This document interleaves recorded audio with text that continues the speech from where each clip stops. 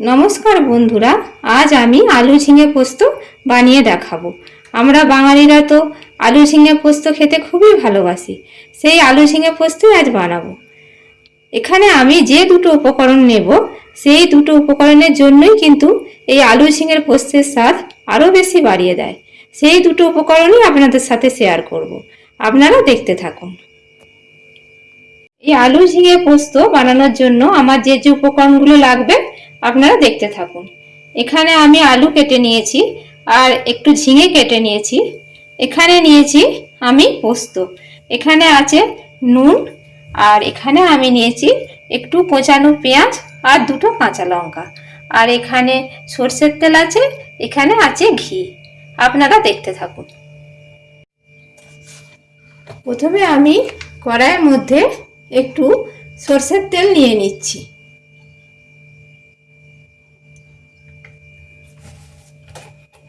সর্ষের তেলটা একটু গরম হয়ে যাক।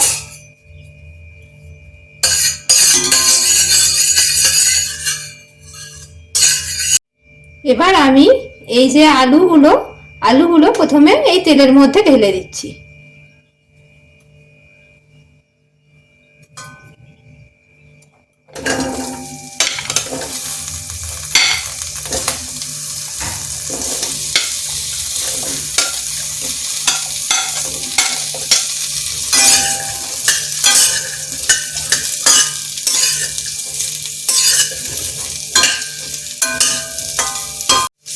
আলুগুলো ভাজা হয়ে গেছে, হালকা একটু ভেজে নিয়েছি। এবারে আমি এই ঝিঙেগুলো এই কড়াইয়ের মধ্যেই ঢেলে দিচ্ছি।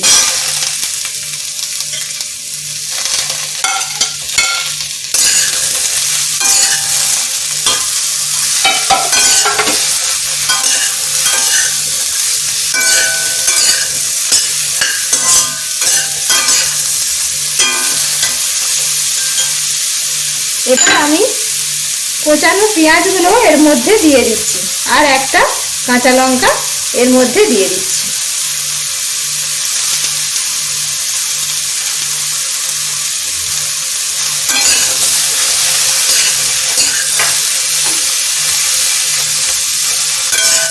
এখন আমি এইগুলো ভালো করে একটু ভাজতে থাকবো।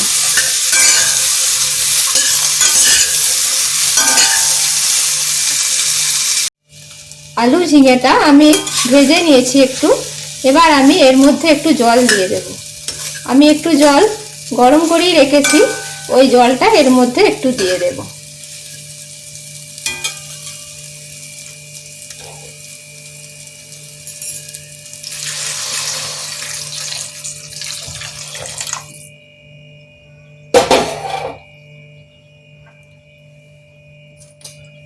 আর একটু আমি এর মধ্যে নুন দিয়ে দেব। এবার আমি এটা চাপা দিয়ে দেব, তাহলে এটা সিদ্ধ হয়ে যাবে।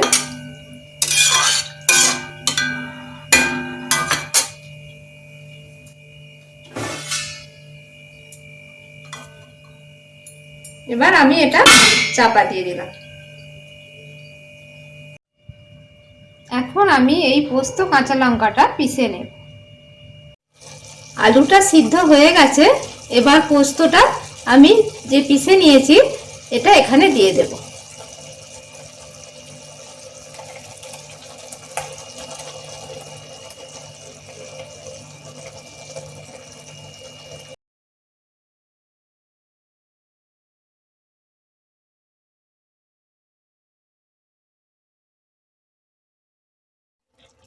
গ্যাসটা এবার আমি বন্ধ করে দিচ্ছি। এখন আমি এর মধ্যে একটু ঘি ঢেলে দেব। এই উপকরণটাই বলছিলাম, যে দুটো উপকরণ সেটাই আমি দেখাচ্ছি। একটু ঘি দিয়ে দিলাম। ঘি দেবার পর